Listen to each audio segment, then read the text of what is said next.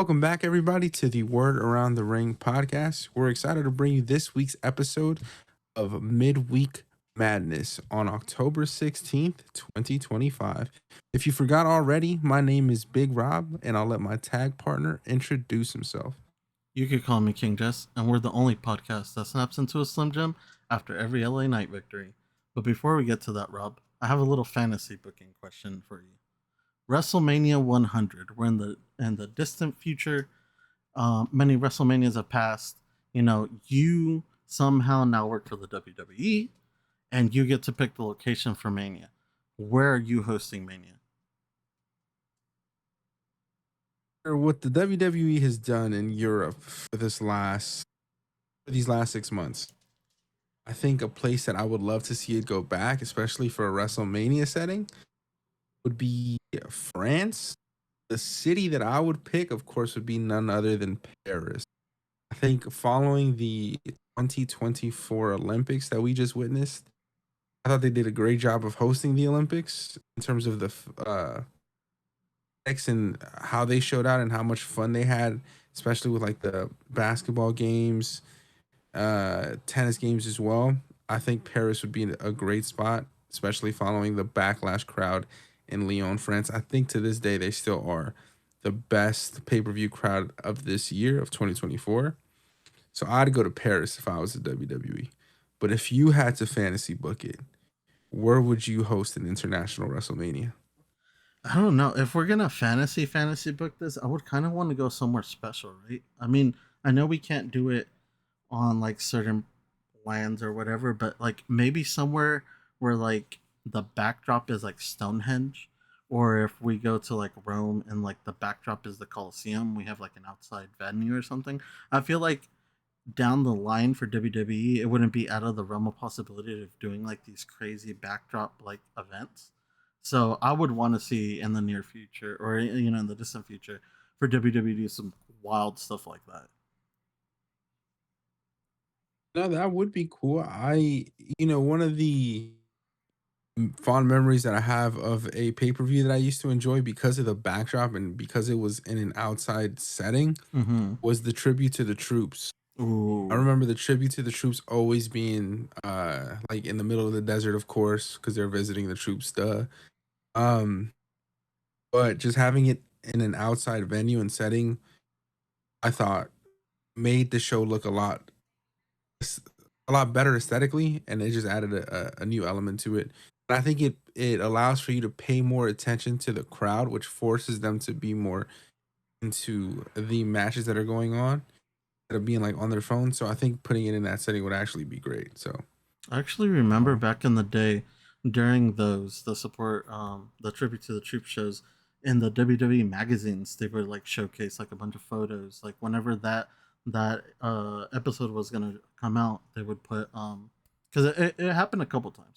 They would put the photos with like a bunch of the troops and like them doing a bunch of stuff with the troops inside the WWE magazines, which I used to get. So I always thought it was pretty cool. definitely, and I think one of the more famous WrestleManias that I wasn't even born for, but I remember watching this on like the network or whatever. But when they held it at the Caesar's Palace, I think it was Mm, WrestleMania 9. Like that was a sick view.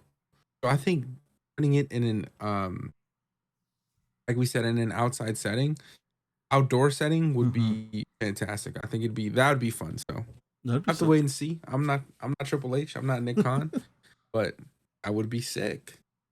But jumping into some hot topics of the last few days here, you know, my favorite topic in the world of professional wrestling at this moment in time, as I'm sure is a lot of people's, is of course none other than the bloodline.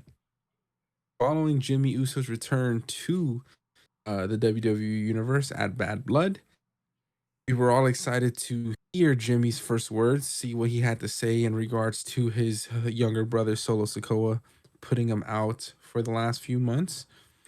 That's what I was looking forward to all week and last week. So finally getting that on Friday was fun. We start off Friday night SmackDown with Jimmy Uso being the first to pop following a Bad Blood review. He is, of course, on the mic, ready to address the crowd. Um, And then, of course, none other than Roman Reigns follows shortly after Jimmy pops. Roman Reigns comes out and he actually does something I don't think we've seen Roman Reigns do in the last 4 to 5 years since he started his tribal chief reign. But he had the crowd in South Carolina actually acknowledge somebody other than himself. He had them acknowledge Jimmy Uso. And I thought that was a super fun way to start the show. And it was different, being so accustomed to Roman putting up his ones and us acknowledging him. Acknowledging Jimmy Uso is a step in the right direction for Roman Reigns' babyface turn. So that happened to start the show. Roman then continued to cut a promo saying how they've always been the ones, how he is the only tribal chief. But Jimmy cuts Roman's promo short and tells him that they are no longer the ones because there's a new bloodline in town, one that is wreaking havoc all over the WWE. And Jimmy tells Roman that they need help. In order to beat the newfound bloodline, Jimmy lets Roman know that they need help and he knows exactly where to get it from. Now, when this happened, the crowd absolutely erupted with Yeet chants. Some people were possibly eating in their pants, but the crowd went nuts. And of course, Roman responds by saying, "No Yeet." We're left at a standstill following this promo. Jimmy ends it by saying, "You know what? Tonight, I'm going to go whip my older brother's ass, Solo Sikoa in the main event." But they end in a standstill. Is now, as a fan, as a bloodline, this is what we've been waiting for. But we know it wasn't going to be as easy as just saying, "Hey, Jimmy, I need your help." Individuals are going to have to work for Jay's trust. And watching that unfold is going to be fun. What I am most excited about here is watching Roman Reigns and Jimmy Uso struggle to earn their cousin and twin brother's trust. But the moment that they do, the moment that Jimmy and Jey Uso hug each other in the middle of that ring or connect for a super kick together, I can't wait. I get goosebumps thinking about it. It's going to be fun. But want to hear your thoughts on this promo here. How did you feel about Jimmy Uso returning to Friday Night SmackDown? How did his first promo live up to your expectations? And what are you looking most forward to in regards to Jimmy chasing some help from his younger brother, Jey Uso? I love me a good return. One of my favorite returns of all time, of recent memory, I guess, is Seth Rollins on Roman Reigns at Fastlane with the um, nastiest um, curb stomp. So when Jimmy came back during the pay per view, I didn't know if I was gonna get it super hyped, but in the manner that he did it, it really got me excited. And I loved seeing the crowd reaction when he returned back in front of a crowd and he cut this first promo. They were just loving him. They were loving the return. Like I said, he was gone for like 6 months, which is like a crazy amount of fucking time. I had no idea that this is the first time that Roman Reigns acknowledged someone other than himself. For some reason, I guess I would have thought that he acknowledged Paul Heyman at some point, but that's actually pretty cool that the first person is Jimmy. And I wouldn't be wrong to say that maybe in the future we'll be getting the J acknowledgement as well, but that'll come down the line. Right now, like you said, we have this storyline brewing up that we've been predicting for a couple of weeks now, where the chase is on. Roman needs his family, and I think right now Jimmy is putting that more in perspective towards Roman Reigns than I think Roman had already thought of, because he did tell him, he said, we don't have a tribe, dude. Like we're kind of stuck and we need people. And I think everything that we've been talking about for these past couple weeks is finally going to come into fruition, and we're going to see them chase Jay, because Jay right now has switched roles. He's on top and Roman's on the bottom. Uh, Jay got everything taken from him and has now risen into stardom, and Roman was in stardom and got everything taken away from him. So in reality, Jay really doesn't have a reason to help them, you know. And as we saw, he kind of walked out on Jimmy asking for help. but I think that eventually he'll be coming around. For a first promo back, Jimmy, I think Jimmy did great. I think Roman coming out and acknowledge him was awesome. We'll have to see where this goes. It's gonna take some time for them to win over Jay, especially because I said, like I told you, he doesn't really need them right now. So there has to be something in it for him to come back. And I think they might be playing a little bit into the blood is thicker than water analogy in that storyline. Definitely, I hear you. I think I'm just super excited at the moments that we're going to get moving forward from this bloodline story. Is with with Jimmy's retribution and how he is bounced back, returning from Solo Sikoa's injury, the potential of Jey Uso then joining his brother and reuniting the original bloodline. The first three is we like to think of the OG bloodline now as Solo Sikoa, Sami Zayn, Jimmy, Jey Uso, and of course our tribal chief Roman Reigns. But the first three were none other than Roman Reigns, Jimmy Uso, and Jey Uso. So I think getting those three for a couple weeks is going to be fun, and then slowly and methodically, I think we're going to end up seeing Sami Zayn back with the twin brothers and Roman. And I also think Solo Sikoa is going to make his return at some point. There's just so many layers to this bloodline story. I don't know where they're going to go exactly from here, but we know that Crown Jewel is coming up. We'll see if Jey Uso is going to be defending his Intercontinental Champion at that pay-per-view or sooner rather than later. Actually, speaking of that, Jey Uso is actually going to face Braun Breaker next week for the Intercontinental Championship on Monday Night Raw for Braun's rematch. This comes after Braun Breaker attacked Jey Uso following a match on Monday Night Raw. And we had thought Braun Breaker was, had respected Jay's turn, had respected Jay's championship win there against him. Even shook his hand in the middle of the ring last week or 2 weeks ago on Monday Night Raw. But right after that, we had Braun Breaker actually interrupt Jay, spear him in half. Braun Breaker spear is just, in my opinion, might be the best in the business at this moment in time. Spears Jay in half. So now we set up a Intercontinental Championship rematch. Do you see any bloodline interference happening then? Is there anything that you think may lead and aid to a Jay and Jimmy reunion sooner rather than later during that rematch next week? That's a tough question because I'm starting to think like who actually is going to win this?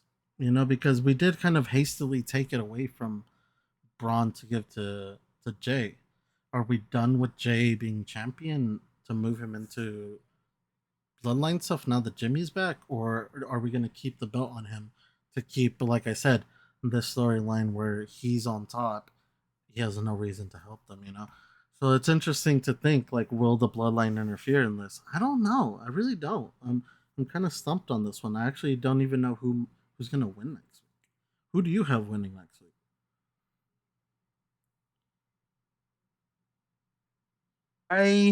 This one is tricky. This one is definitely tricky. I'm in a place where you are here. But if I had to select one person, I think Jay's going to retain. Okay. I think Jay's going to retain this one. Too early for him to lose the title. So I think he retains this. I don't know if there's a bloodline interference yet. But sticking to the bloodline stuff, let's fast forward a little bit from Friday Night SmackDown to this week's Monday Night Raw. Now we know that Jey Uso and Braun Breaker are going to be facing each other next week. Mm-hmm. This week as well, they had interaction where Jey Uso saved Kofi Kingston and Xavier Woods from Braun Breaker. Following that, he actually went backstage where he found his brother waiting for him in his locker room. And Jimmy just told him, "I just want to talk."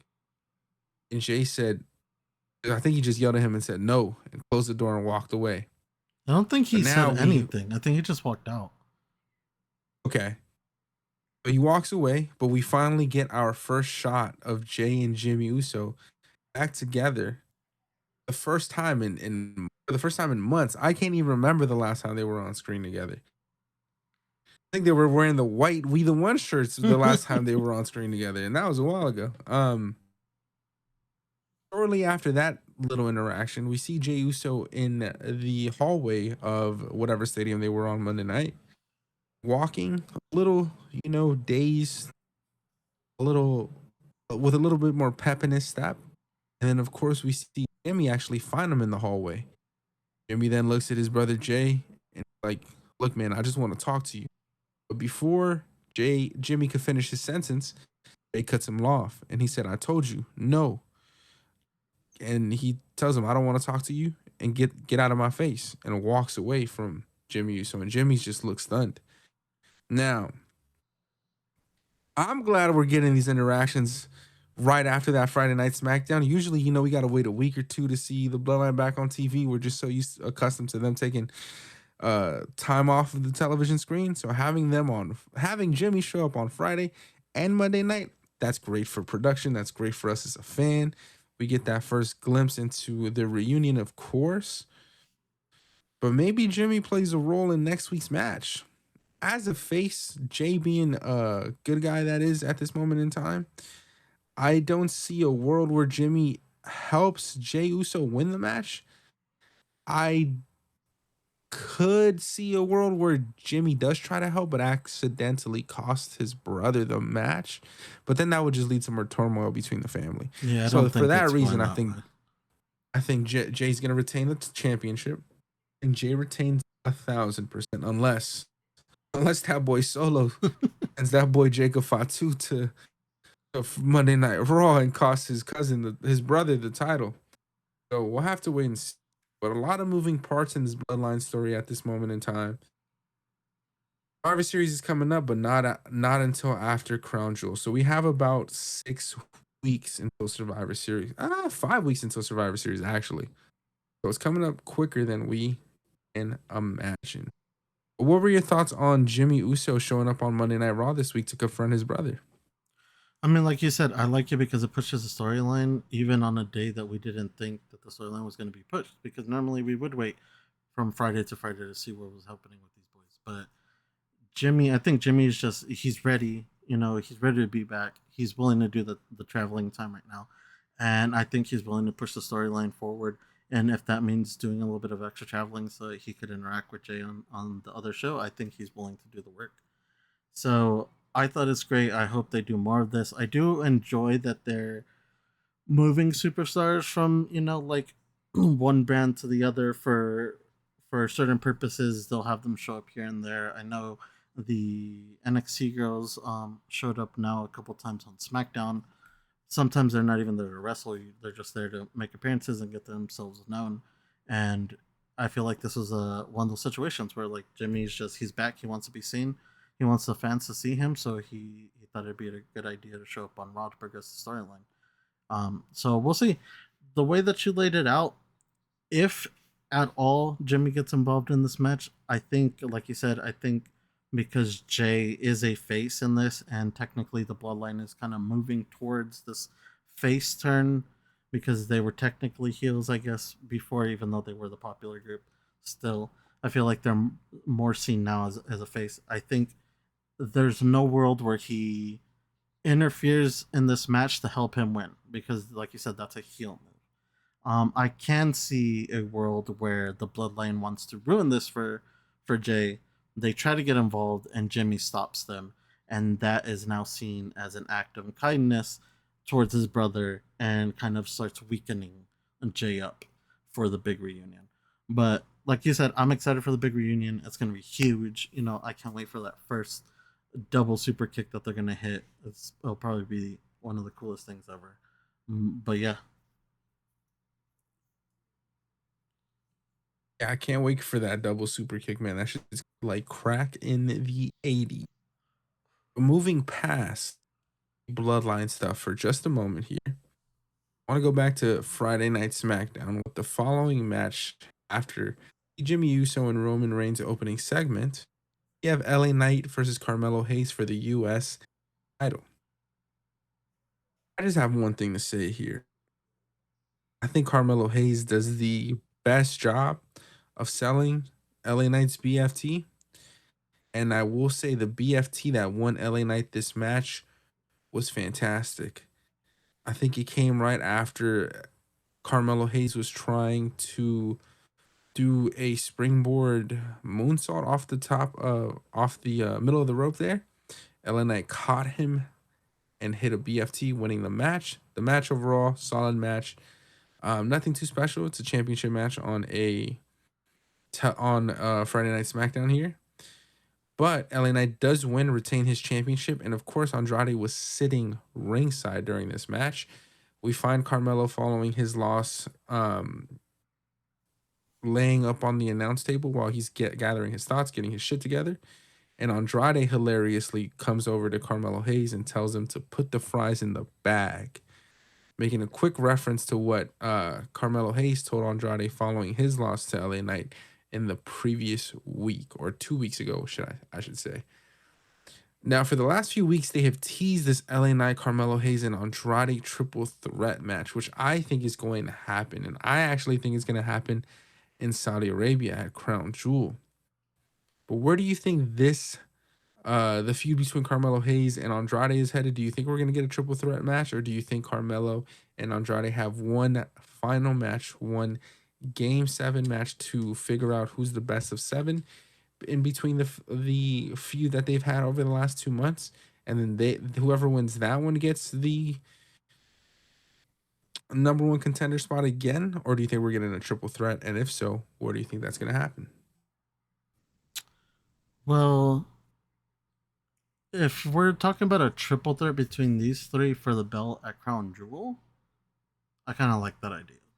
I wouldn't mind a one-on-one if we're gonna do another Andrade versus Mello to determine number 1 contender for LA Knight. That wouldn't be bad, but I kind of like the prospect of like it's a show where we're not really going in worried too much about storylines. We're worried more about putting on like a good show for the people overseas.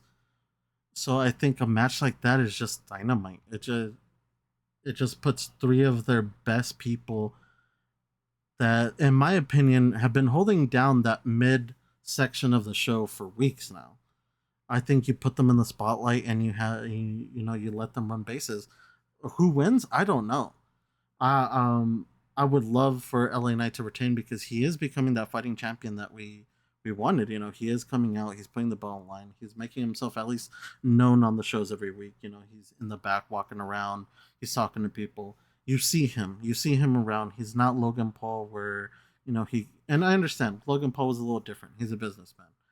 But still, you like to see LA Knight be that champion that's just around whenever you need him.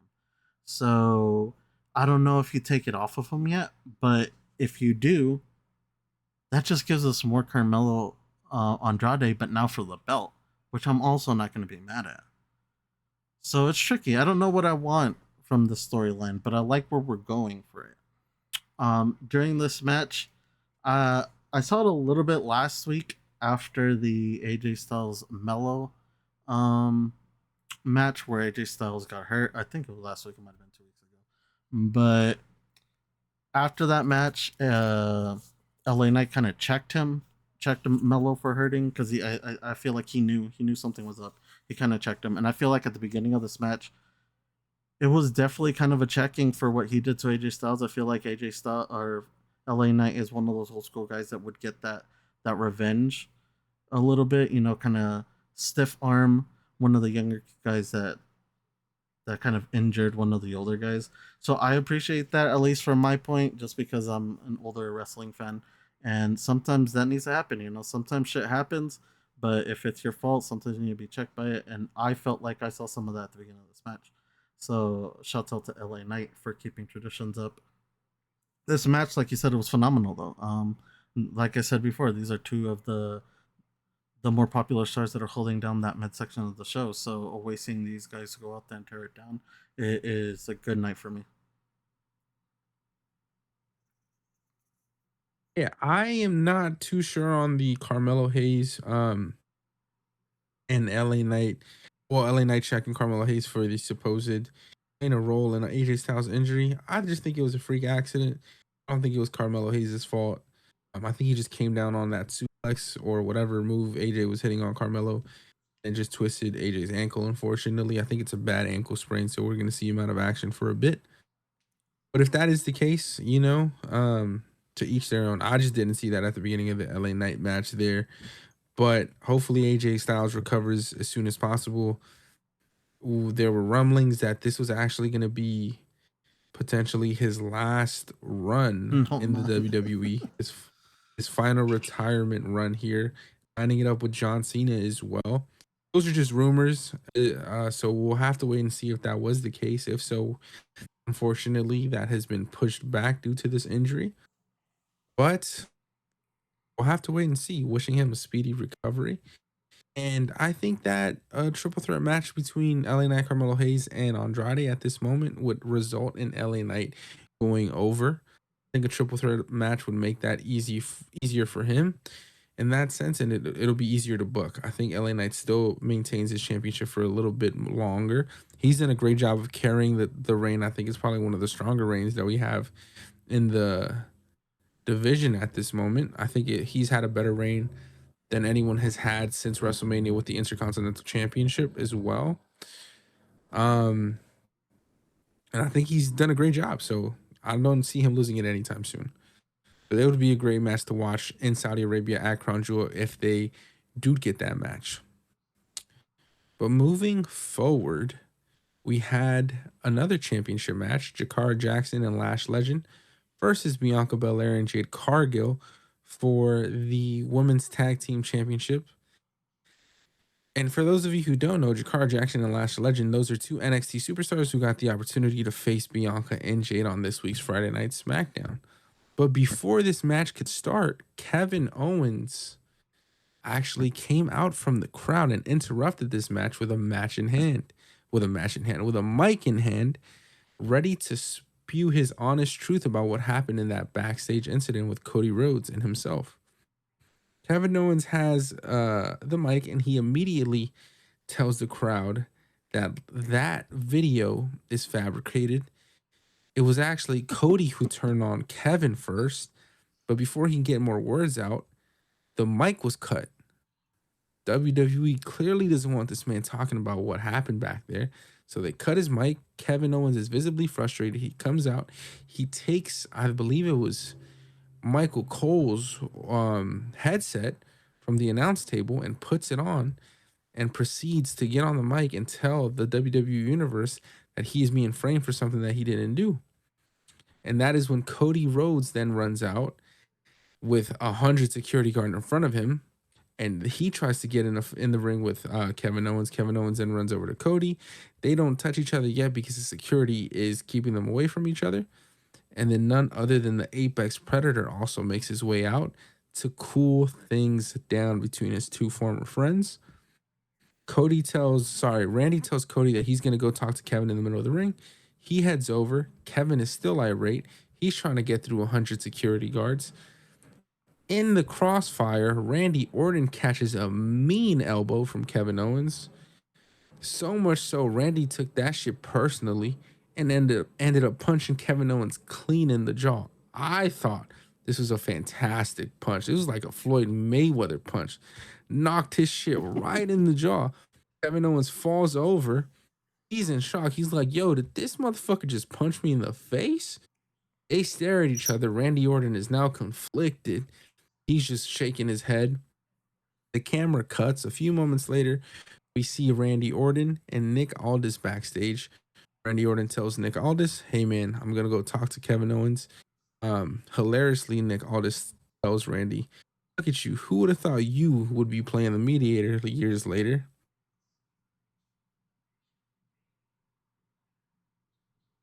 Beating up and bruised on the side of a trailer. And we see on video that Kevin Owens actually attacked Randy Orton here as well. That leaves Kevin Owens beating Randy Orton's ass and beating Cody Rhodes' ass within the last 3 weeks. I don't know how to feel about this, man, but we all knew the Kevin Owens turn was coming. I think we've said it before. He's at his best when he's a heel. But what are your thoughts on how they're handling this situation?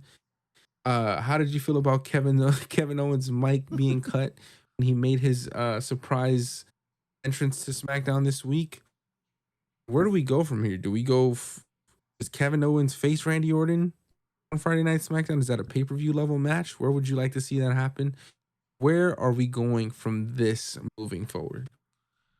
I like what they did here because it makes this side story. I guess the storyline that Cody will be going into right after Crown Jewel.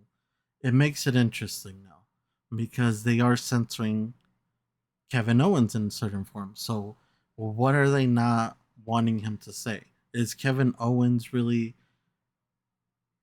I guess does he have information that the E doesn't want us to know? You know, like in that retrospect, like it makes it interesting now. Like who's telling the truth? You know, is it true? Did Cody turn on him, or did Kevin Owens just revert back to his old ways, like we know he does? He loves turning on his friends, or is that just too on the nose? You know, are we starting to see the sneaky beginnings of like an evil Cody? I don't know, dude, but I like where this is going. It makes it interesting. Um, like I said, I think this is something that is going to progress in more past Crown Jewel. Right now, I feel like if you want to do Kevin Owens versus Randy Orton, I think you build to that. And I think even at somewhere like a Crown Jewel would be perfect to have that match. Just so you could get it out of the way so you could progress the storyline even more further past that pay per view. But I think in the next weeks we will be seeing the build up towards a Kevin Owens and Randy Orton because I feel like that needs to happen before I guess the ultimate everyone turns on Cody moment happens.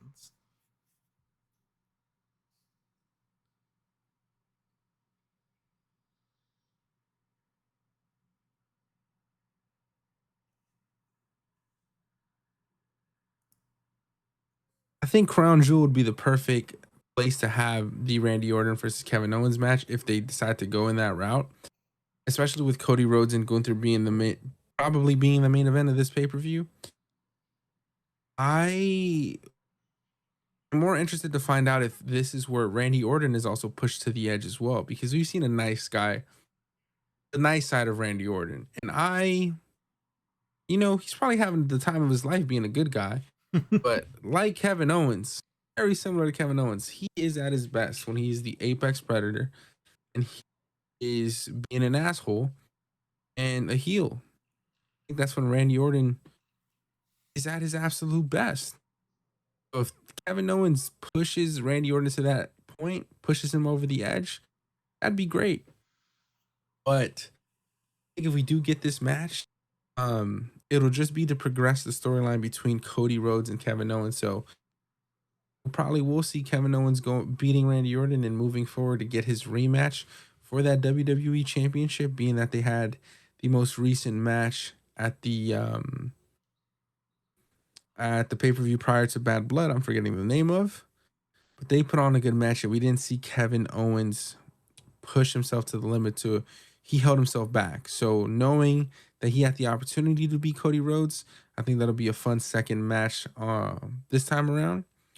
So I'm looking forward to see how that story progresses following Crown Jewel and as we head into Survivor Series as well.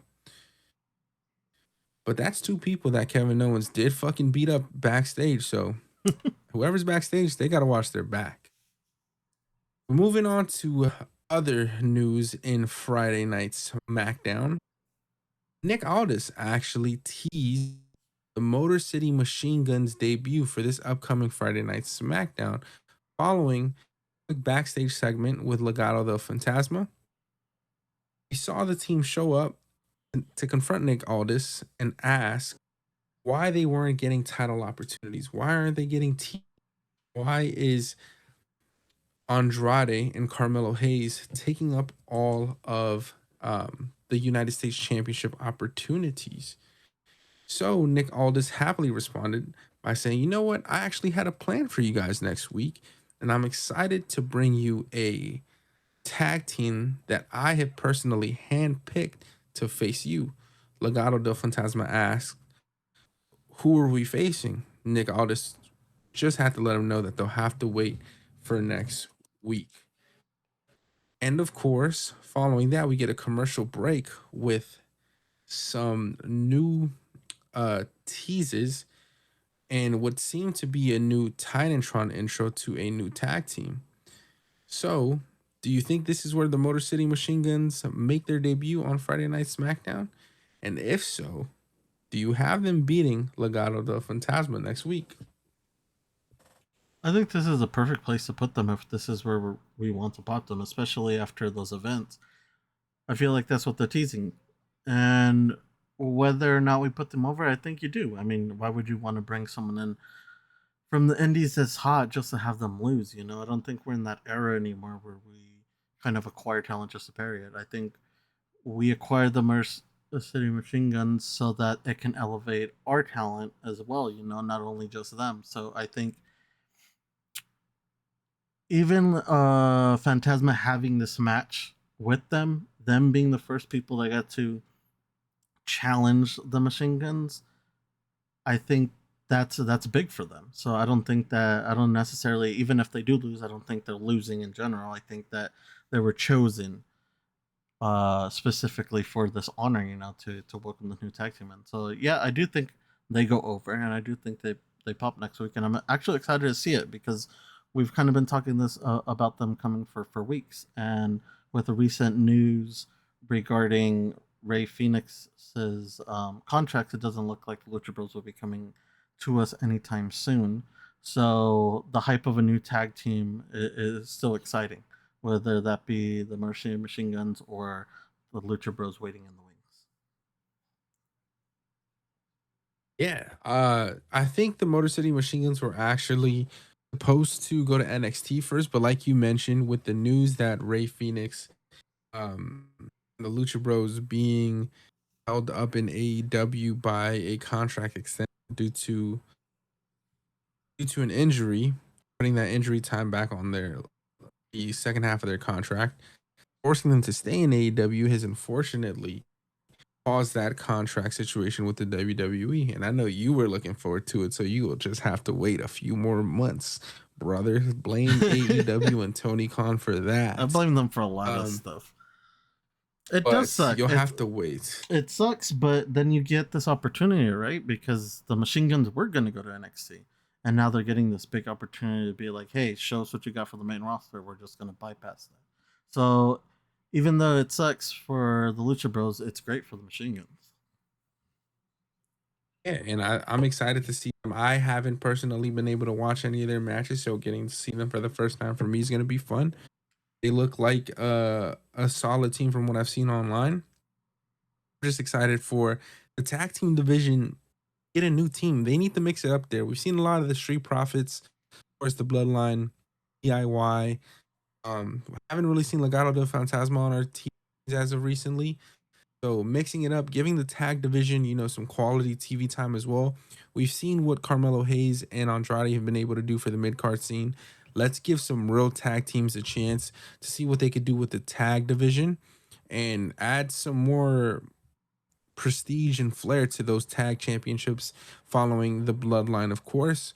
But even with Finn Balor and the Judgment Day, they haven't defended those championships in what seems to be months.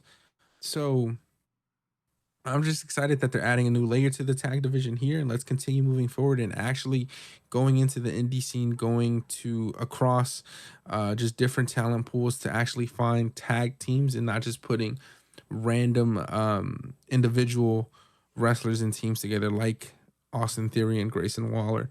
Those are two guys that can hang in the mid card themselves if given the opportunity, and I'm sure they'll get that sooner rather than later. But no, I'm just excited for a new tag team here and Motor City Machine Guns potentially debuting this Friday Night SmackDown. If I had to bet money, I would bet that they will be debuting this week. So if you have nothing planned, make sure to tune in on Friday night and see what the Motor City Machine Guns are all about.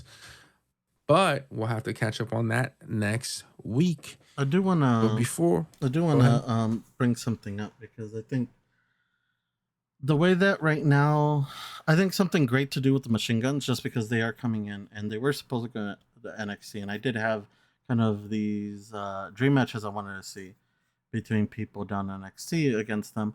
I think what they're doing right now with a Bianca and Jade where Jakara and Lash are coming up to challenge them to just like kind of rile their feathers, just showing up to like intimidate them. I think this would be a perfect tactic as well for someone like Axiom and Frazier. They're a hot tag team down in NXT. They're clearly going to be moved up in the future, in the near future. I would even say so because they are just fucking killing it out there, and I feel like they need new tag teams to kill it against. And I think taking that tactic that they're doing with the ladies, I feel like would be perfect right here for the machine guns, especially for someone like Axiom and Frazier to get them more well known on the main product. I think they definitely need to apply that tactic here. Definitely, and I think that'll be a great opportunity for them too. I know you're a big fan of them and what they've been able to do on the NXT program there. Axiom and Frazier, very similar to Jakar Jackson and Lash Legend, can make their way up and wrestle on a Friday night SmackDown. And funny that you bring it up because instead of them actually going to a Friday night, they actually sent down Austin Theory and Grayson Waller to wrestle them on the CW. To be fair, it was the second CW episode, so they were making a big deal out of it, which is why they sent Austin Theory and Grayson Waller down there alongside Randy Orton to face Javon Evans. So they were sending main talent roster down, but now that they're opening that portal, I definitely would love to see the opportunity for that at the stronger NXT talent to have appearances on Monday night and Friday nights as well. So we'll have to wait and see. And they're NXT's been killing it as of recently as well. A lot of new talent has shown up there, has debuted. Stephanie Vaquer just debuted, I think tonight actually. So I'll have to check that match out as well. We've seen Julia make her debut, so the NXT division is getting stronger, and I think they're trying to rival what they did back in 2015 when they had the Finn Balor, Sami Zayn's, Kevin Owens of the world wrestling over there on NXT Black and Gold. But how are you actually now that you bring it up? How are you feeling about NXT as of recently and the star power that they're producing over there on that side of the world?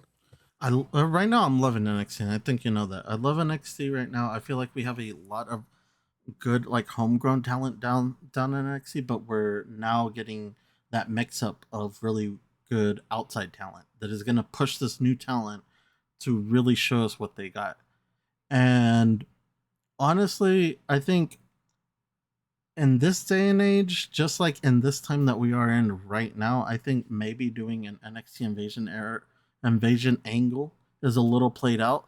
But I would love to see what they're doing right now, more of what they're doing right now, where they're just like you said, they're just sending up the NXT talent up there, and they're kind of calling people out or kind of teasing at calling people out. I feel like that's more of a effective way of getting the NXT talent seen and making that impact as opposed to how we used to do it with like these invasion angles and stuff like that.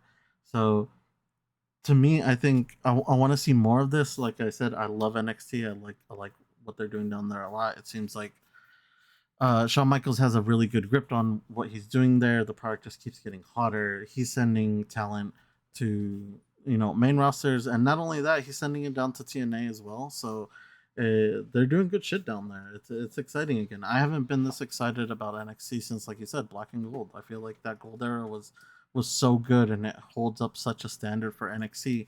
And we haven't really been in that era for a while. We've had hints and glimpses with certain superstars, but we haven't had that smash rule everything fucking roster that we had. At that point, that roster was way more compelling than the main roster.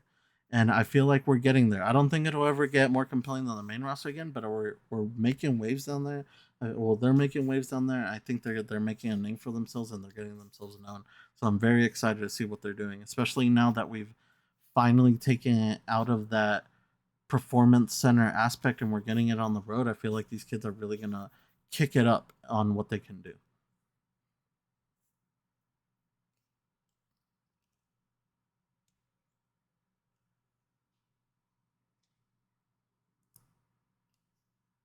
Yeah, I think what they're doing down there is just building the superstars of the future.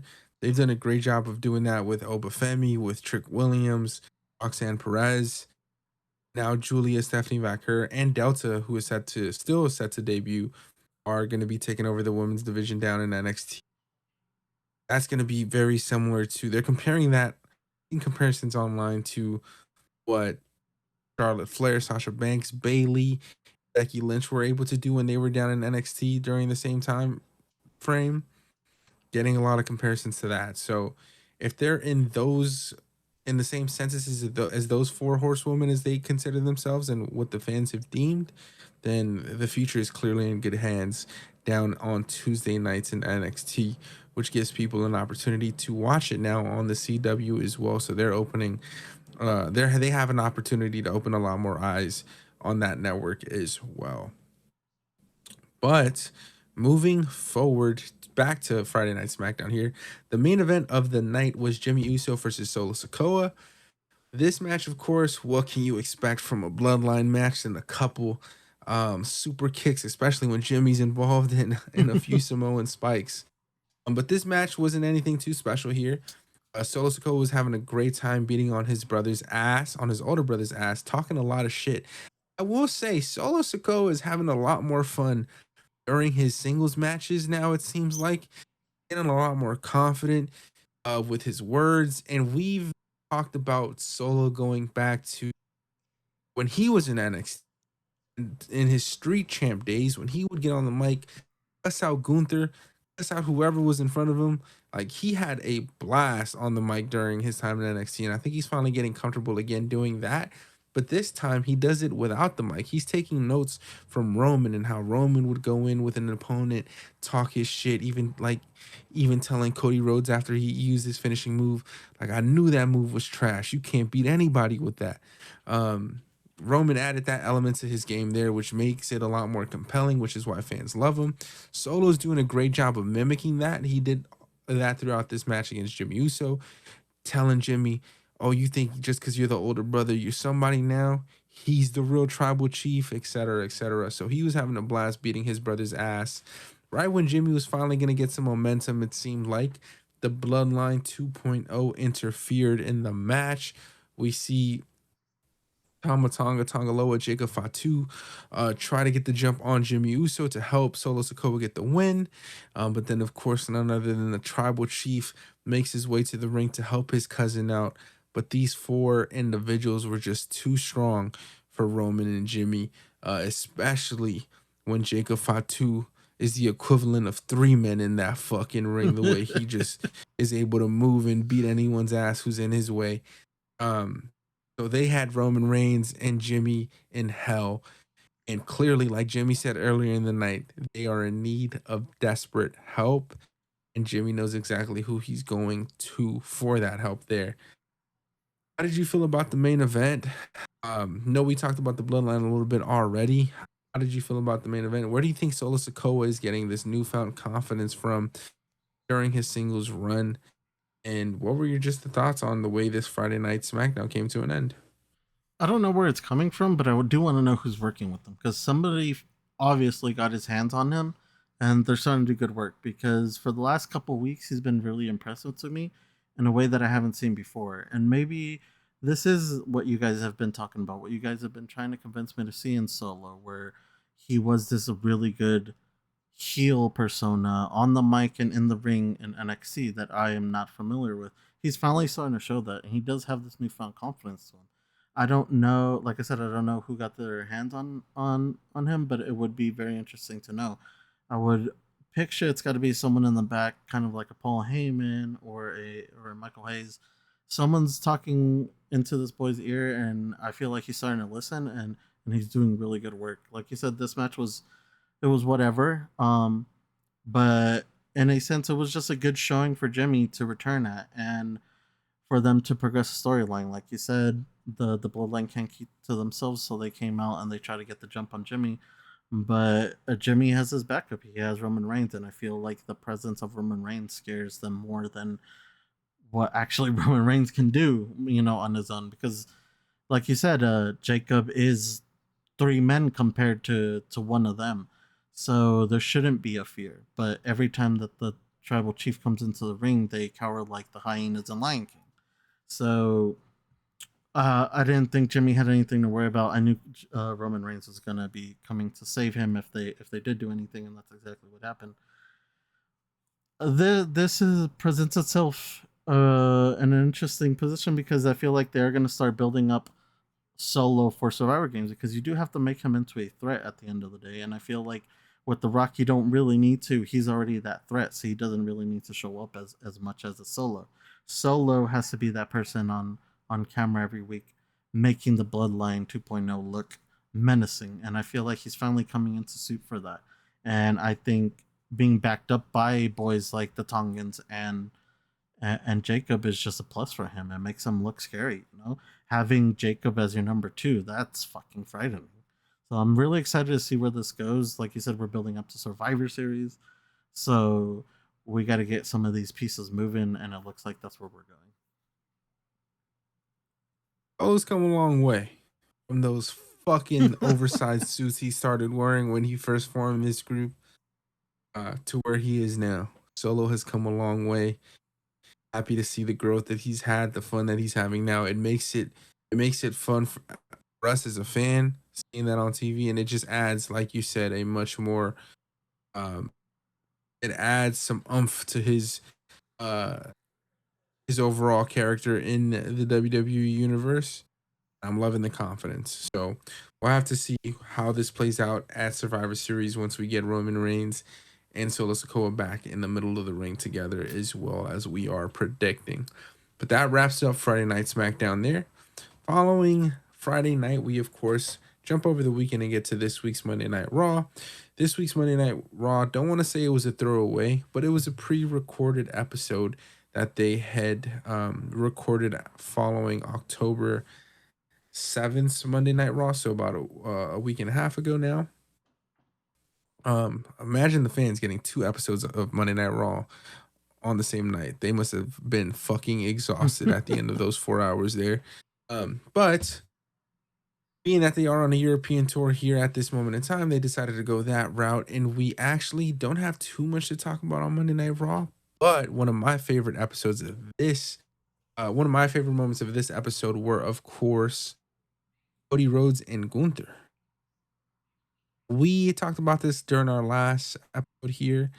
Yes, I wasn't too excited about, one of these two individuals losing crown jewel. I'm still not too excited about it. I'm nervous. I want to see how they, book this match, book this ending mostly. But this promo that Cody Rhodes and Gunther cut against each other was a very respectful one. We've seen Gunther go off on a fucking tangent as of recently, going as far as telling Goldberg's son that he hopes his father was as good of a dad as he was a better dad than he was a wrestler because he was a terrible fucking wrestler. Telling Bret Hart that one of his favorite superstars was of course Goldberg. He's been on a fucking. I was waiting for fucking Gunther to bring up Cody's dad, but Gunther actually went probably on the most respectful route he could have gone down this time around. This was a fun promo for me. Cody Rhodes starts by thanking the fans in St. Louis for being the originators of the We Want Cody chant following last year's WrestleMania's arc. As Cody Rhodes is thanking the crowd for their support and what they were able to do for Cody, ultimately leading for him to get the WWE Championship at WrestleMania 40. I wasn't even aware that this was the actual first arena that I guess started the chant here, but Cody is a great politician. Gunther made his way towards the ring, even told Cody that there's not many in this company that I respect, but I do have respect for you. But everyone's friend is no one's real friend, Gunther told Cody. I think that was a great note, just given the Randy Orton and Kevin Owens situation as well. Cody was very confident in this promo in his response. He told Gunther he's already defeated a frightening beast in reference to Brock Lesnar as well. I'm extremely excited for this match here. I think it's going to be a great technical match. What are your thoughts on Cody Rhodes referencing Brock Lesnar here? There have been links and rumors that the original plan at WrestleMania 40 was supposed to be Brock and Gunther for the Intercontinental Championship. Do you think we're going to get that match at some point as well? It's always interesting to hear his name because it's almost become sort of like legend, you know? Like you hear his name and you're not supposed to talk about him anymore. But I feel like after everything that happened and him somewhat, I guess, clearing his name or being, acquitted from certain things, I feel like there's a small chance. We even saw it at Bad Blood where they put him back on the roster list. I even had to check WWE.com myself because I didn't believe it when I saw it on Twitter. But Brock Lesnar is back on the roster list, so it does kind of intrigue. The question is, will they bring Brock back? And I think finally, even just saying his name on TV kind of signalizes that we might see a return. It's possible. It's never anything solid with Brock, but if there's a chance, there's always a chance, and them just hinting at this gives us a chance.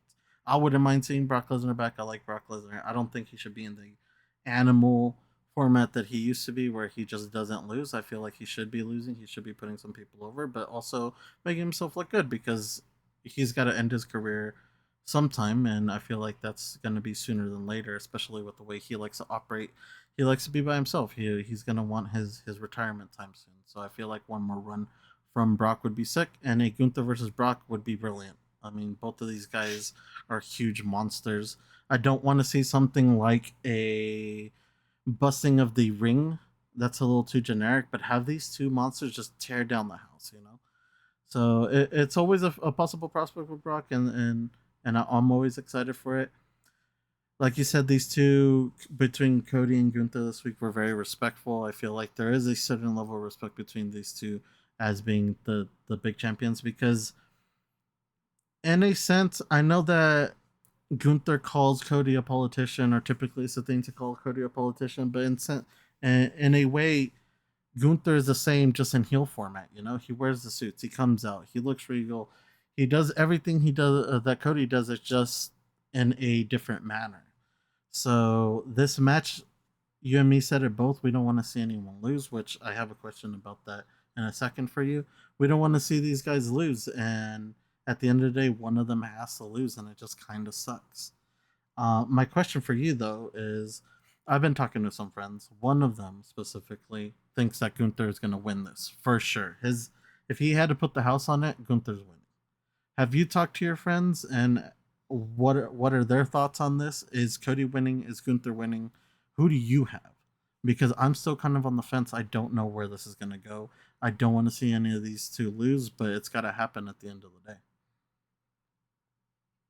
Fortunately, it does have to happen. From what I've spoken to with my friends, I think a lot of them are landing on Cody winning. They don't Cody losing with the potential of a Roman Reigns rematch, potential of a Rock championship match as well.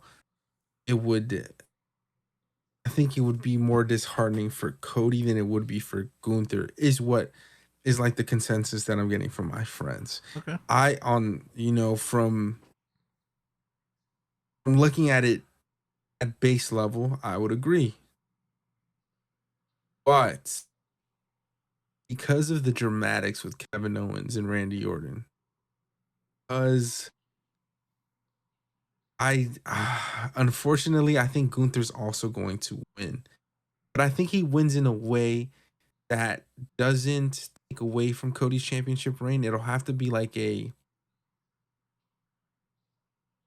where someone got screwed out of the win, an interference, some flippy floppy shit. But do But you I do think that that is what's angle gonna even happen. though that they already did that angle with Randy Orton? I mean, with Gunther too.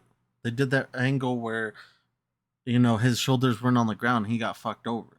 Do you run that angle again with Gunther in this situation? I think you do, and I think you do it in a way where it isn't Gunther's fault. Now, I'm not saying it's a roll up like they did with Randy Orton. They can't do the exact same, but I could see Kevin Owens possibly interfering in this match while Gunther's not paying attention, while the ref's not paying attention.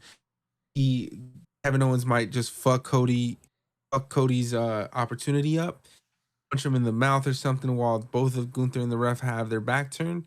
Gunther then focuses on Cody, sees that he has an opportunity and wins the match in that sense. I don't think Gunther will have anything to do with an interference. I think an interference is bound to happen though to protect both the legitimacy of Cody Rhodes' and Gunther's championship reign, unfortunately. And like you said, since these shows aren't canon events, they're not an integral part of the storyline. I could see a finish like this happening. It would just make more sense to protect the legitimacy of their championship reigns. But I think Gunther does take the. I think he takes the win here, as unfortunate as it is for a Cody fan. In a world where Cody is not involved with the bloodline, I don't see a loss like this being horrible, right? Because even though Cody's champion, you can't win them all, big dog. You know, like there's bound to be some times where someone comes up on you. Now, I feel like I said, if the bloodline storyline was not intact, this would be a perfect chance to showcase this. You know, where like just the other champion was just better that day, against Cody, but because of the caveat, because it would just look bad with him going into another match with Roman Reigns. Sadly, that presents itself to make it seem like Cody's just gonna win this, because at the end of the day, that storyline is bigger.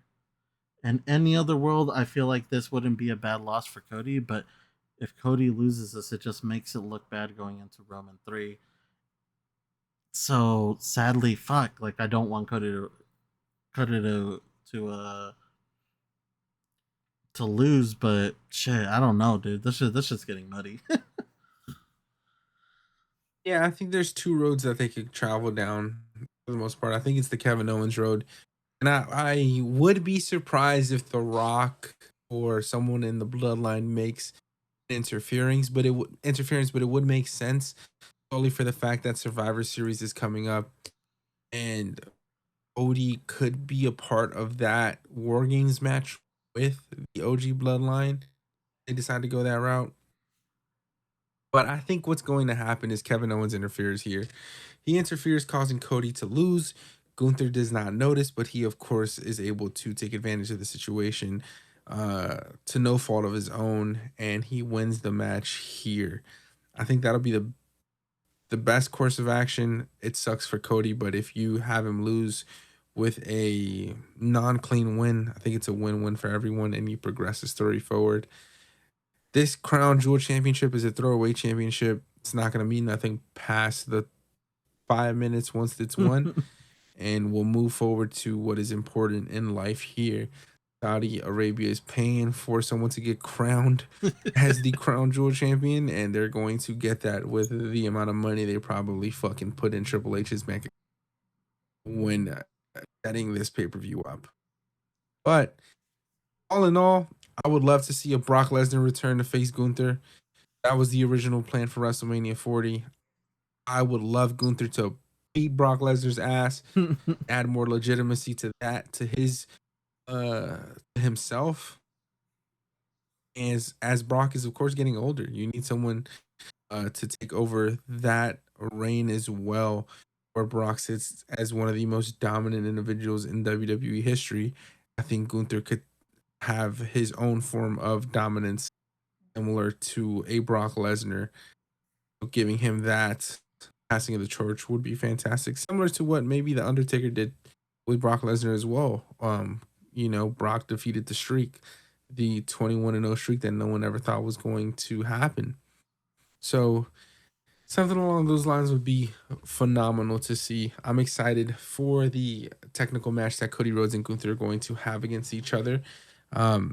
Cody's been cooking on his championship title reign with his matches. Some of his feuds haven't been the strongest, but I think when it gets down to the match itself, I don't think anyone can argue that he hasn't done a fantastic job of putting on fun, compelling, and athletic matches over the course of his reign since WrestleMania 40.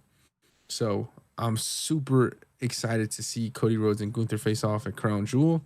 I'm not excited for the finish, but we have to get there. All roads will be leading to that there. Now, And then I do have a little bit of a fantasy booking question for you. Okay, let's say Brock returns. You already said you want to see him face Gunther. The way if we're gonna do one last return with Brock, let's say one last thing, I want 3 major points at least. At least for my return for Brock, I want 3 major points. And then I would want to hear who you would or how you would book him. But I have 3 major points. I would want Brock to lose both his first match back and his last match back, and I'll tell you why. I think it's perfect the way that you said it. We have him and Gunther tear down the house in his first match back, and you have Gunther go over. Why? Because people are going to be interested in Brock regardless. Whether he wins or loses, people are going to be interested. Having Gunther beat him puts a lot more eyes on Gunther, makes him a lot more respectable. He beat the Beast when the Beast came back. That doesn't mean that Brock Lesnar is going to stop there. So he's going to keep going. He's going to, progress his storyline throughout this run. Midway through the mark, I want him to put over Big Bronson Reed. I have 3 people in mind for the storyline that I want him to put over just because I feel like they're in his wheelhouse. He can teach them a lot and he can push them in the right direction. The second one, like I said, would be Big Bronson Reed. I think midway through this retirement tour, he has to face Big Bronson Reed because I think that'll be a phenomenal match. And he is, in some ways, very Brock Lesnar. And for my final point, the person that puts him away, the guy that he puts over at the end, I think it has to be Braun Breaker. Braun Breaker fits that role of Brock Lesnar so perfect. There's no way that he doesn't lose to Braun Breaker in the end. Because I feel like that has to be the person that takes that Brock spot. Because right now, with Brock being gone, Braun Breaker's filling that spot. At least in my eyes, Braun Breaker's filling that spot. And I think he's doing a phenomenal job. Undertaker on his podcast and on interviews has said it best. I think Braun Breaker's a rising star just because he's already better inside the ring and on promos than his uncle and his dad were. So how would you book your Brock Lesnar retirement tour? I had to book Brock Lesnar's last run. I think you're spot on with Gunther and Breaker. Nothing much more for me to add. Okay. I think you're spot on. I would love to see Gunther take him on, beat him. Like you said, Breaker is amazing on both the mic and in the ring. He's been on a fucking tear. His spear, like I said, best in the game at this moment, if I'm not mistaken. Those two are checked off the list. Big Bronson Reed, tough decision. I wouldn't be mad at it. I think it'd be great for Bronson. But I would love to see Drew McIntyre versus Brock Lesnar as well. Okay. That'd be a match and a feud that I think I would personally enjoy. CM Punk is a little bit too old for that rematch, to have that rematch in a feud. But I would love to see it. That would be dope. But I think it's too late for that. I think they had their fun back in CM Punk's first or second run in the WWE. Mm-hmm. I don't think we'll get that again. But I would love to see Drew, Braun Breaker, Gunther. If I can pick 5 people, I want to see a match with Brock Lesnar before he retires. John Cena,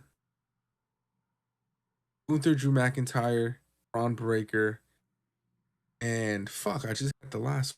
I mean, if it's AJ Styles' really last retirement tour, would you want to see him in a match versus Brock Lesnar? I would, but I've seen it, so give me Jacob Fatu for Brock Lesnar, please. Fuck, I didn't even think about that one.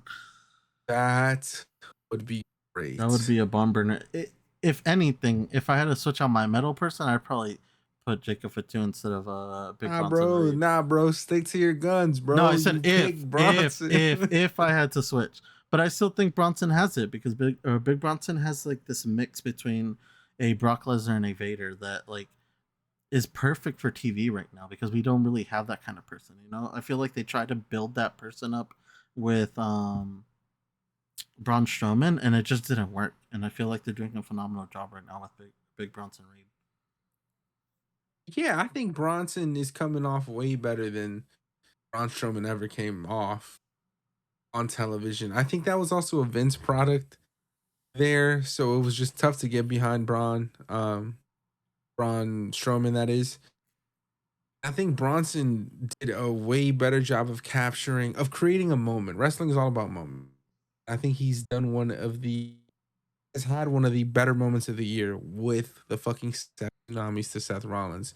Even on interviews, he said, like, bro, I wasn't supposed to give Seth Rollins 7 fucking tsunamis. It just ended up being that way because the fans were going nuts after I think he was supposed to stop at 4. This is an interview with Chris Van Vliet. I think if I'm not mistaken, he was supposed to stop at 4 tsunamis. But by the 5th tsunami, he recognized that the crowd had stopped booing and they started fucking cheering, even chanting one more time, whatever it may have been. So he decided, and shout out to him for thinking on his fucking feet and saying, fuck it, I'm gonna go up there and do this shit 3 more times. So I think Bronson has done a phenomenal job, has had one of the better, if not top 5 moments of this year. Um, and so it would be great to see Brock versus Bronson Reed. We haven't seen Brock's wrestle someone at that size in a very long time. So seeing it would be fun. I think Bronson would hold his own. I think all of those superstars that we named would hold their own, except for John. That's just me, John Cena. That's just me as a fucking being a kid again, and I just need to see my goat go over one more time against Brock Lesnar. If a Big E return is real, would you want to see Big E versus Brock? Oh no, No. Big E don't need to be. He don't need to be facing nobody. Big E just needs to take care of his neck. Pause and make sure that he's healthy. I don't want to see him wrestle anybody that's fucking too big, too equal in destructive. size. Yes, I need everyone that he faces half his size. No more suplex, no more fucking belly to bellies. No, I'm good off of that, man. It's gonna be nerve wracking when he returns, if he returns, because we still don't know if he's cleared. If he returns, and they do clear him, it'll be nerve wracking to watch him wrestle for the first couple of weeks, just like it was for like Edge and Daniel Bryan and Shibata, just because like you don't know what their extent is, you know. I think the first couple times that I saw Daniel fall on his neck, I was like, "Oh, please don't, please just be careful, bro." So it'll be interesting to see the extent of what Biggie can do now. Like you said, you don't want to see him do belly to bellies or like huge suplexes. Yeah, like some of those moves might be out of his repertoire. So we'll have to see where he's at if he even returns. Yeah, we'll have to see. Wishing him the best of luck with his potential return. I think we're gonna get it sooner rather than later, especially with the New Day's 10-year anniversary coming up later this. We'll have to wait and see. But with the last topic of the night that I wanted to touch upon, of course, we know Cody Rhodes and Gunther are going to be facing each other for the Crown Jewels Men's Championship, and on the women's side, we're going to see Liv Morgan versus Nia Jax for the Crown Jewel Women's Championship at the Crown Jewel pay-per-view. But this week on Monday Night Raw, we saw Tiffany Stratton actually make an appearance. And she found herself in a tag match with Rhea Ripley to take on Liv Morgan and Raquel Rodriguez, which was actually the main event of the show here. The match itself, nothing too extravagant. It was a very short match. I think it started at around 9:52 p.m. So they had about 8 minutes to cook on live television, and USA Network had to throw in about 2 or 3 fucking commercial breaks during the last 8 minutes of the fucking show. I cannot wait for Netflix. Anyways, this match was relatively short. It ends with Nia Jax running down the ramp, knocking out Rhea Ripley, Liv Morgan, and Raquel Rodriguez to give Tiffany the opportunity to cash in her Money in the Bank briefcase on Liv Morgan after destroying her with an annihilator. I actually wiped the floor with my girl Liv Morgan and fucking was begging Tiffany Stratton to go pick up her damn briefcase from the outside of the ring, cash it in. Tiffany was hesitant. She didn't know. She acted like Nia was fucking speaking gibberish. She didn't know what the fuck to do. And by the time she got her thoughts together and ran outside to get the briefcase, Dom, shout out to Dirty Dom, he was able to actually pull Liv Morgan out of the ring and save her title ring. Now, what is interesting about this situation is every time that Nia Jax in recent weeks has had a championship match, Tiffany Stratton has always had the briefcase in hand. She's always been ready to cash in her contract with no hesitation. The only hesitation comes when she's looking at her supposed friend, Nia Jax, but she always has the briefcase in hand and she's always ready on that front. This time around, it was like she was shocked that someone was telling her to go cash in the title on Liv Morgan. That way, Nia Jax and Tiffany Stratton could be champions, similar to what Triple H wanted to do with Batista back in the day. Do you think Tiffany may have pretended to be hesitant here because she's saving her briefcase for a special individual who's written their name on that contract there already? Or do you think this was just a lapse in her mind, sort of a fucking of a dead brain moment for Tiffany Stratton here? I'm gonna go ahead, and just because it was my thought as well, I'm gonna say it was just kind of like a brain fart. Because I also, when Naya started pointing at like, hey, cash in, I was like, what the fuck do you mean cash in? Because I guess it might have just slipped my mind that Liv was a champion for some reason. I was like, what do you mean cash in? You're the one that she's gonna cash in on. And then I noticed, I was like, oh shit, Naya just literally destroyed fucking Liv Morgan. I was like, this is her moment. She can really cash in and change the outcome of fucking Crown Jewel. But like you said, she had a brain fart. It took too long. Dom came in for the rescue, and we're still gonna get Liv versus Nia at Crown Jewel, which is based off of what we just saw, is gonna be kind of nuts because, like you said, Liv just got completely demolished. I felt like she got flattened there towards the end. So it does start shaping up what looks like a Tiffany Stratton cash in soon. Like I said, I don't think it'll be coming at Crown Jewel just because you do not want to dampen a Tiffany Stratton cash in with restrictions from another country. I think you save it when you get back home, maybe somewhere like a Survivor Series or something, or maybe even just like a Monday or a Monday Night Raw if you really want to go for your shock factor. But like you said, this match really wasn't much. I was interested to see Raquel Rodriguez in the ring to see if she can even impress me. Shocking, she did not. Rhea Ripley's always fun to see. um, but yeah, like this just ultimately was to progress this Crown Jewel storyline for Nia and Liv, and it leaves the other situation between Liv and Rhea kind of in a weird spot. So we'll have to see where that all pans out. I'm excited to see when Tiffany gets to cash in. Like I said, I personally hope it doesn't happen at Crown Jewel, but they might just do it there for whatever reason. But yeah, what were your thoughts? Like, do you think that she cashes in at Crown Jewel? Do you think she cashes in? So do we wait until Survivor Series, or is she gonna do the show on a random weekly episode? Nah, I would bet that she's cashing in at Crown. I think the Saudis are paying way too much money to not have something of this magnitude happen at their show. I think she cashes in at Crown Jewel. I think she shits on Nia's parade right when Nia was may be just about to win the Crown Jewel Championship and also beat Liv Morgan.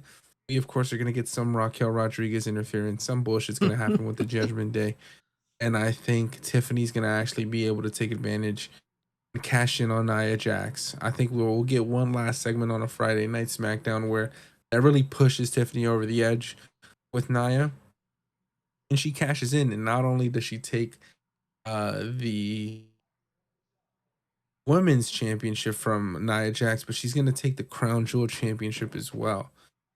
And I think that's gonna be fucking hilarious. So we'll have to wait and see how that plays out. I think it'll turn into a triple threat towards the end of the match. Oh, And okay. Tiffany wins. Because we haven't seen that happen in a very long time. Usually see, the opponent get beat up, then the Money in the Bank um, contract holder comes out at the end, following the like in a post match situation and get the easy win. But I think this time around, Tiffany will decide to or or cash in during the match itself towards the end of it and make it a triple threat for a little bit. So I think she cashes in. I think she wins. I think we get a new champion following Crown Jewel, and I think the crowd is gonna absolutely love it. Yeah, I think Tiffany deserves it. She's been fantastic, and she's one of those stars that came out of NXT as well. So I think we put the strap on her and we see how she does with the title. I think Nia's title reign has done all that it can do so far as well. I want to know your thoughts. I want to know your honest thoughts, I guess, on Raquel Rodriguez. Is she doing it for you? Do you think that she is just a shitty response to a Monet Camilla shithouse pairing? Is that what we're trying to do here, or are they? Do they really see something in this girl that they're gonna try to push her with the fucking Judgment? They've always fucked with Raquel Rodriguez. Like they've always loved Raquel, and I think, to be honest, I think it was her return was fucked. Um, some fault of her own. I think her return didn't go as well as it should have, and unfortunately for that, has to pick up steam. Hard to do in 8 minutes when there's 3 commercial breaks at the end of the fucking show. Impress people and buy people some opportunity to see what they got on the television screen. She's also just coming off whatever injury, some time off. She has that ring rust. Mm-hmm. You know? So I'd give her a chance. Raquel Rodriguez is solid in ring, and she's a believable wrestler. She is about the same size as Rhea Ripley. She is a strong woman, and I think she'll be able to carry her own once she gets her legs under her upon her returning at Bad Blood. But her fucking pop didn't help her case at all, for sure. Fortunately, but I think she'll get it together, man. Okay, well, we'll give her some. Give her a chance. We'll give her some time. We'll give her some time. We'll let her cook. We'll see what she brings to the table. I would hope that she can show something off in like a singles aspect. I feel like right now they'll probably just have her do like tag matches and shit. But like, I'll give her a chance. I'll let her simmer. I'll let her cook. I'll let her see what she can do. But yeah, like, she never did it for me in NXT for the little bit that I saw her, and then her popping, like you said, it didn't help. It like a dead flies. You would imagine that at least a small group of people would be excited to see her, and no one really. I don't know what was deader, that or the fan reaction towards the Young Bucks this past week. But I mean, I'll give her time. We'll see what she does. Like I said, if you're saying that she's around the same size as Rhea Ripley, that's great because we need more big people to face Rhea Ripley. That's kind of always been the problem with girls as tall as Rhea Ripley, is that you have a lot of smaller girls in the company, so it's a little hard to make it believable that they're threats. But having someone big like that gives her some competition, some competition on the same kind of like physical level. So we'll give her some time. I'm excited to see what she can do then. If you say give her some time, put some money in it, let's do it.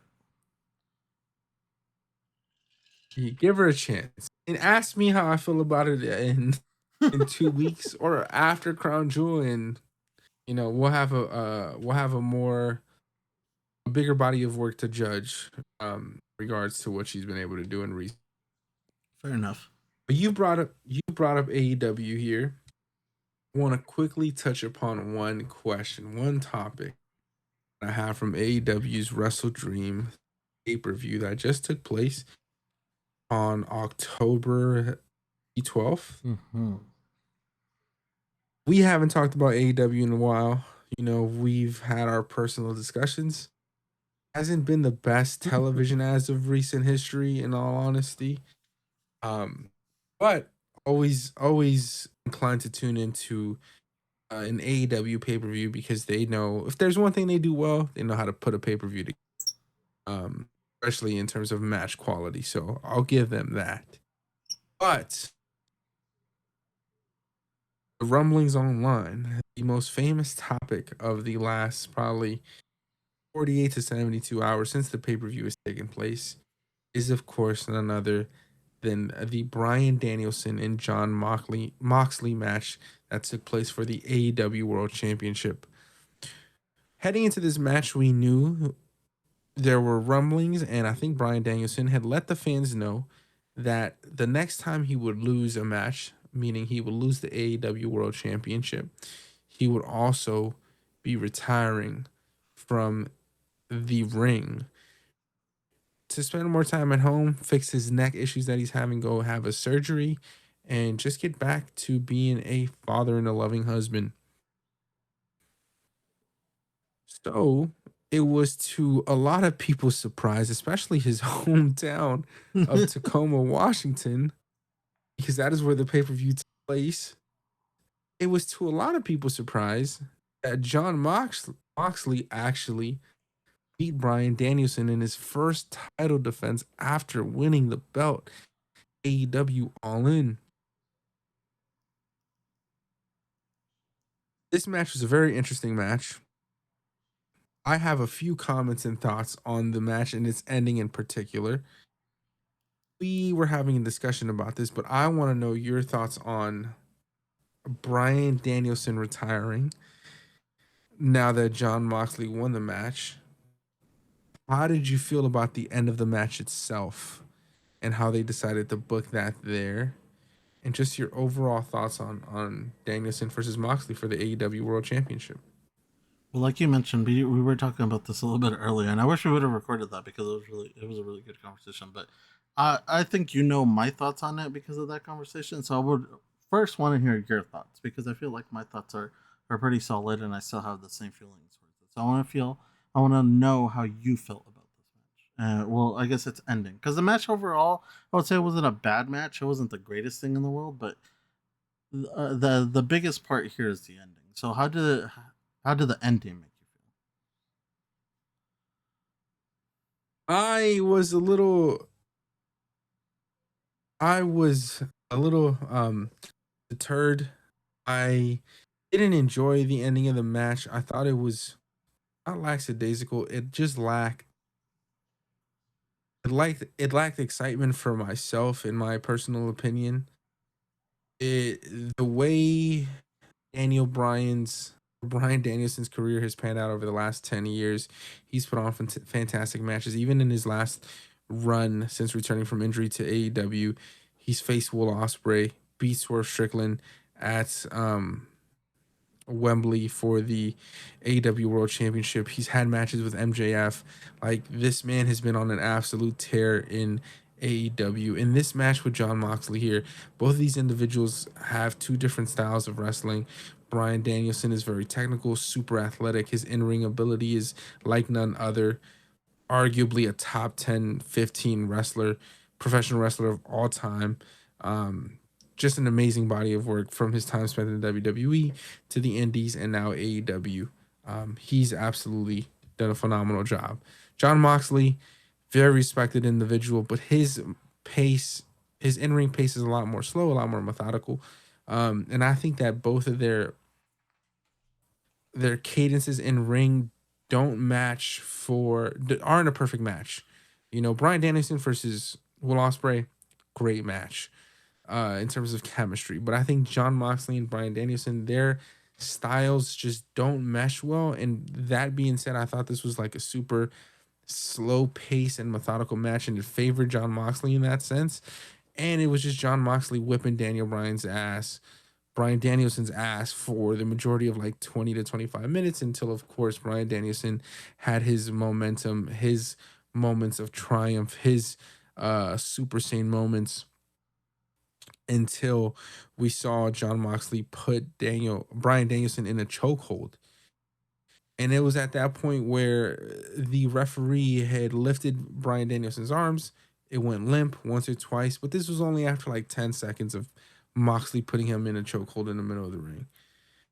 But the ref rang the bell. He called for the bell. And it was over. Just like that. Bryan Danielson's fucking triumphant career came to an end because he got choked out in the middle of the fucking ring during a championship match in his hometown. And it didn't even feel like an ending. I was confused. because it just felt like they were in the middle of Moxley beating Bryan's ass, then put him in a chokehold, and it was over in like 10 seconds. And I just didn't like the way they decided to end the match. I'm not mad at Moxley winning. If they wanted Moxley to win, fine, fuck it. Figure it out. I don't care about that. But it was just the way in which it ended, with a chokehold, ending Bryan Danielson's career with a fucking chokehold that he didn't even tap out of. They just basically murdered him. And then following the match, following the murder that just took place, the Blackpool Combat Club all come out to stomp out on Bryan Danielson, just completely beat his ass for like 8 extra minutes. And then his supposed teammate had made a fucking rescue to Daniel Bryan. I'm forgetting his name. Why am I forgetting his name? Help me out here, Jess. Wheeler Yuta. Yeah, Wheeler Yuta came out to help Bryan Danielson save him with, I think, Darby Allin, if I'm not mistaken. Wheeler Yuta then actually surprised us, turned on Darby Allin, and kicked him straight in the fucking chest. And then he grabs a plastic bag, puts it over Bryan Danielson's head, and murders him on live television.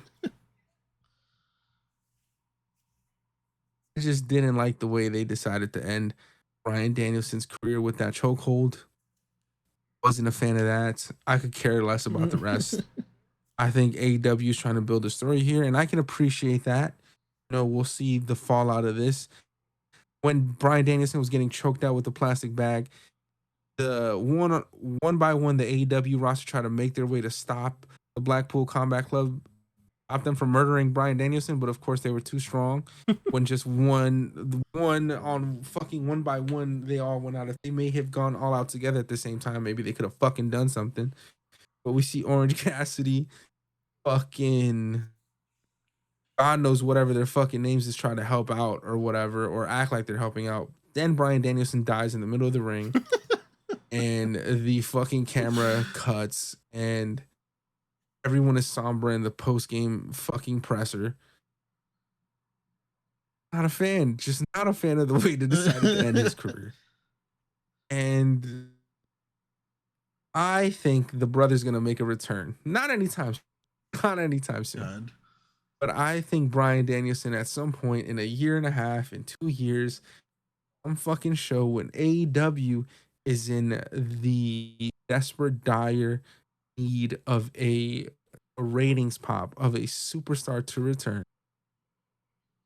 I think the bearded man will be making his return at some point in the future. No. But I just went on my rant here. AEW. I'm just glad MJF and Adam Cole are back. I'll be tuning in a lot more now. But with all that being said, what are your thoughts on the ending? We had discussed Bryan Danielson's return. I would bet money that this was not his final match. The way it ended, there's no way. And if I'm wrong, cross my heart and hope to die. I don't think that this is his last final wrestling. I think he's bound to have another one. Your thoughts?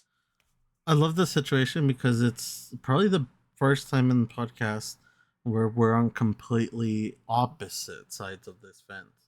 Because I loved this spot. I loved the way that this ended, just because I feel like we know that Daniel Bryan is or was Tony Khan's favorite. That was his boy. Anything for him, vice versa. They would do anything. That's why he stayed past his contract being there. It's because they're boys.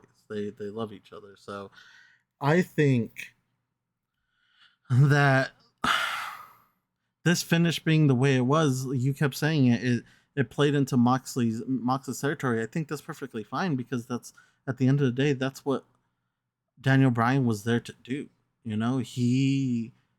I would imagine that with the relationship between all of them, he decided to pick the way that he went out. And I feel like this is the way that he picked to go out.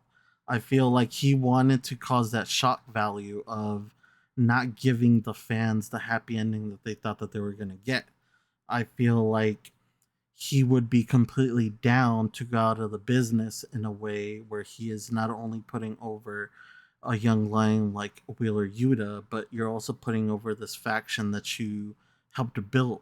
You're not going to be there anymore. So, what can you do for them before you leave that's better than putting them over? Especially in a moment that people are going to be talking about for years to come. That is why specifically I'm extremely opposed to Daniel Bryan coming back, because it would mean that everything that he did leading up to this moment was really for nothing.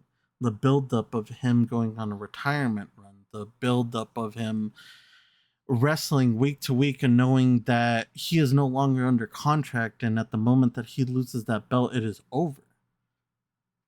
Losing it in such a shocking manner at a pay-per-view like this is just perfect to me. And he would just tarnish all of that, putting over Wheeler, putting over the Combat Club. All of that goes to nothing if he returns within a year. If you said that you wanted to go out and you had the opportunity, which I would assume that they gave you, to write your outro the way that you wanted to, and you wrote this, for you to come back would be spoiling everything that you did. So I do not think that he should come back. I would be extremely upset if he came back as a fan, just because, like I said, it would have just everything that you built, all that tension, all that anticipation, the anxiety of like, is this his final match? All of that was for nothing. So, like I said, I think this was perfect. I think him putting over Moxley, whether you like it or not, I think Moxley is that second boy to Tony Khan. I think this was more of a favor of Daniel Bryan's going, hey, I'm not sticking around, but I'll put your other guy over, you know? And I think doing it in the sense where the match just took up Moxley's style, I think that was perfect. And for it to end so abruptly with Moxley being Moxley, I think that was 10 out of 10, dude. I don't see why you would want to ruin this with a return just to get revenge. Why? So you could come back and have another run? You just sold us on your retirement run. Why the fuck would I want to see you again? I don't think that every story needs to end in a happy ending. I don't think every story needs to get revenge. I think that the dismantling of Daniel Bryan live on TV, like you like to call it, the death of Bryan live on TV, I think that was perfect. A perfect way, especially knowing Bryan, you know, to give Moxley that power of being able to say, I ended your American Dragon. That's going to carry him for weeks. So I think this is perfect. I really do not think that Bryan needs to come back. Like I said, not every story needs a happy ending for the story to continue, you know? And if he's not going to come back full time, if this was his retirement match, the way that he fucking sold it to us, you don't need to come back then, buddy. Your job has been done. You gave us years worth of wrestling, and we would love to thank you for that. We will put you on a pedestal. Some people will put you on their Mount Rushmore. But you don't, you did what you needed to do, and now the next generation will take it from here.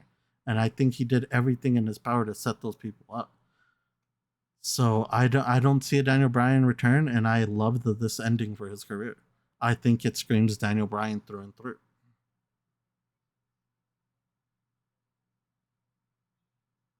I don't need every pay-per-view to end in a happy ending either. That's not what I'm saying. I am totally okay with Bryan Danielson losing the match.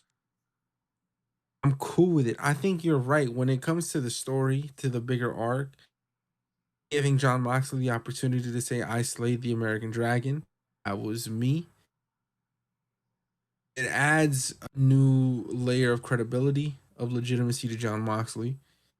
And now whoever is going to conquer John Moxley, whoever wins the AEW championship after Moxley, is going to be better because of it, and so on and so forth. So in that sense, I agree with you, and I understand where you are coming from. I am in agreement with you with the decision John Moxley going over. I am in agreement with you with how they went about it, dismantling him on live television, killing him, and adding that dramatic effect. I just think the ending to the match itself, maybe it's just the ending to the match itself that just has me stumped. Just stumped. I guess I can see where your frustration is, because like you said, he got choked out by a move that lasted like 3 seconds, when normally we've seen these guys fucking get choked out to the extension that they need, an oxygen tank. I can see your frustration. If that's your frustration, I'm on board with you. I feel like it should have probably been a little bit more impactful, but That's where I'm at. it fits I agree. Moxley's style though. Like that's the thing. Everything, like you said, just Fair fit enough. to his style. That ending just it was Moxley, and I feel like it could have gone. I feel like it should have gone a lot longer. I don't know if how hard it is to breathe in that bag. I don't know how many holes they're poking in it or anything like that. But if Daniel Bryan gave him the call that it was too much or whatever, I mean that's on them. But I do feel like I'm with you. I feel like the choking probably should have gone a little bit longer just to get that effect.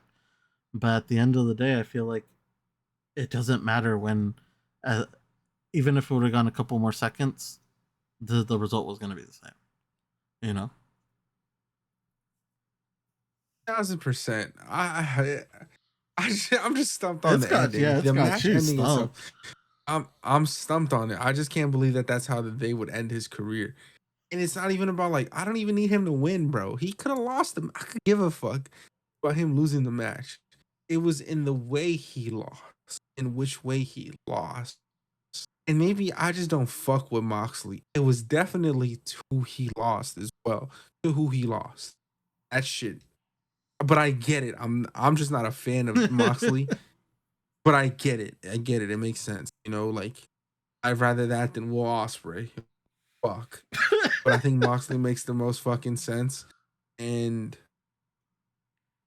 I'm just stumped at the actual in-match ending to that match. Because now I'm equating it to his career. And with someone I fucking guess, but because he's been on the forefront of so many major moments, like WrestleMania, was it 30 when he won the double championships? Mm-hmm. And just having those career moments, like Daniel Bryan, Bryan Danielson, he's always been one to have those yes moments, those moments that make the crowd absolutely go batshit crazy. Winning the first. So he just won the shit less than a month and 2 weeks ago. Did we have Swerve go through that fucking title reign to lose it to Bryan Danielson just so he can have his moment at Wembley and then fucking retire 5 weeks later? Maybe that's where I'm also upset. Because why do that to Swerve? Fuck you, actually, Bryan Danielson. Why do that to Swerve? I've been preaching that shit for weeks, though. I understand Bryan Danielson is a big thing. I understand that. But we all knew that he was going to be leaving. So why the fuck are we giving him huge chances like that? If he would have lost against Strick, no fucking problem. But he won that belt knowing that he had no contract in the few days. Why? Why are you doing this? Because Tony Khan wants to lick their nutsacks? I get it, bro. You like them, but fuck, bro. He's leaving. He told you he's done with your company. Why are you going to tank the person that you have built for so long in Swerve? Just, like you said, just so that fucking Daniel Bryanson can go fucking 2 months later and lose some Moxley? It doesn't make any fucking sense. Tony Khan's head is so far up his ass with this shit. But nah, you were just saying the ending was perfect, so it works out. It works out to his career. I'm just upset that it.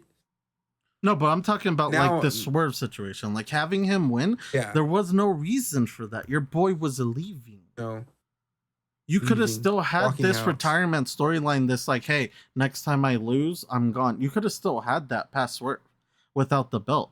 But he just had to have the fucking belt on him. Tony Khan just had to put that belt on Daniel Bryan. That's what doesn't make sense. This retirement, like I said, this match, the ending to this was perfect to me. It screams Daniel Bryan. I don't think Daniel Bryan ever envisioned a retirement where he went out on top. I'm with you on the whole thing where I don't think he was choked enough. I did, look believable, especially when even recently we've had two wrestlers, him being one, that have walked out of the arena with air masks. So, but for his retirement, I think this was fine. to me, this was fine, and I like where it's going. It puts these people over, and it gives them something to do past Daniel Bryan, because everybody right now is going to be hating the Combat Club. So that puts them up there to be doing stuff with everybody else. Because, like we saw, like you said, everybody one by one came out. Why one by one? Who the fuck knows? But they all came one by one. You don't think those people are going to, in the next couple of weeks, want to be, searching out revenge for Daniel Bryan? I think that's a storyline that they've been wanting to cook up and start as soon as he left. So I think that's where we're heading. I think you're exactly right in that point where that is where we're heading. We're gonna get, the Darby Allens, the Orange Cassidys of the world wanting to get their revenge for what the Blackpool Combat Club did to one of their idols in Bryan Danielson. So I hope this works out for AEW and it draws more attention to their weekly television, as we haven't been watching as much. But like I mentioned, MJF and Adam Cole also made their return. I'm also enjoying what Jay White is doing with the Bullet Club Gold as well. I fucks with Jay White. I think he's sick. Just change your song back. Yeah, for sure. But I think I think they're heating back up again, and realizing that Bryan Danielson just won this fucking championship a month ago and lost it pissed me off a little bit more. Because I fuck with Swerve. Swerve was dope. Swerve is dope. Even now, the storyline that they got him going in is compelling. Like, I don't understand why we had to take the belt off of him for that. You know what I mean? Yeah, with Shelton Benjamin and MVP making their debuts on AEW, and like supposed rumors that Bobby Lashley is going to join them as well to form the Hurt Business in AEW in a few months here. That's going to be an interesting storyline, and it would have been a lot more interesting if we still had Swerve with the belt. Imagine Bobby Lashley spearing Swerve Strickland and winning the fucking belt for whatever reason. Mm-hmm. Would have been cool, I'm sure. But fuck, man. Bryan Danielson, listen, congratulations on a phenomenal career, of course. I just wasn't a fan of the ending. But maybe I'm just thinking of, like, bro, when fucking Shawn Michaels super kicked Ric Flair and said, I'm sorry, I love you. Like, that was dope. That wasn't a fucking heart. I mean, I guess it was a heartful moment. No, that was a heartful moment. That was a tearjerker. But the idol, the Ric Flair lost. Like, he had to lose. Sometimes you got to get put out. That's all I'm saying. Moxley could have put him out. I'm not saying he had to kiss him before he did it. I'm just saying it could have ended in a much more braggadocious way, in a much more grand ending. I just wasn't a fan of a fucking chokehold to end this man's career. All in all, a 3-second chokehold at that. But what I needed following this fucking match in that pay-per-view on Sunday night or Saturday night was a fucking drink. You know what I decided to pour myself? That was a little bit of vodka, specifically Nightbloom vodka. And as you all know, Nightbloom is an American-made craft vodka of the highest standard. So make sure you get familiar with their 3 main vodka lines at nightbloomspirits.com. Thank you all for tuning into this week's episode of the Word Around the Ring podcast. King Jess, any last words? Just the same old. Thank you for the subscriptions on YouTube and the follows on Spotify and Apple. If you haven't followed or subscribed, doing so helps us a lot. It shows us that you guys are interested in hearing us talk more. We have some bigger projects leading in the future, so we'll be excited to talk about those when they come up. But for now, I hope that you guys are just enjoying the weekly episodes. We've been having fun watching wrestling week to week recently. The project is good right now. Like Rob said, AEW seems to be cooking up, so we'll see if they can bounce back from where they fell, but only time will tell. And I think that what happened at Wrestle Dream promises for a lot of good shit. Like you said, we had Adam Cole return, and we had MJF return from his big blockbuster movie with Adam Sandler. So AEW is heating up. Hopefully they can do something, because God, that shit was fucking drowning for a while. But other than that, we will catch you guys next week with our midweek madness. Till then, have a good week, and we'll see you later.